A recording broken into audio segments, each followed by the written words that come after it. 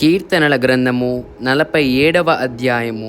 ప్రధాన గాయకునికి కోరహు కుమారులు చేసినది గీతము. సర్వజనులారా చప్పట్లు కొట్టుడి, జయధ్వనులతో దేవుని గూర్చి ఆర్భాటము చేయుడి. యెహోవా మహోన్నతుడు, భయంకరుడు. ఆయన సర్వభూమికి మహారాజయ్యున్నాడు. ఆయన జనములను మనకు లోపరుచును. మన పాదముల క్రింద ప్రజలను అణగద్రొక్కును. తాను ప్రేమించిన యాకోబునకు మహాతిశయాస్పదముగా మన స్వాస్యమును ఆయన మన కొరకు ఏర్పాటు చేసి ఉన్నాడు.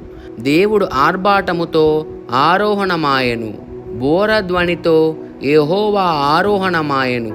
దేవుణ్ణి కీర్తించుడి, కీర్తించుడి, మన రాజును కీర్తించుడి, కీర్తించుడి. దేవుడు సర్వభూమికి రాజయ్యున్నాడు. రమ్యముగా కీర్తనలు పాడుడి. దేవుడు అన్యజనులకు రాజయ్యున్నాడు.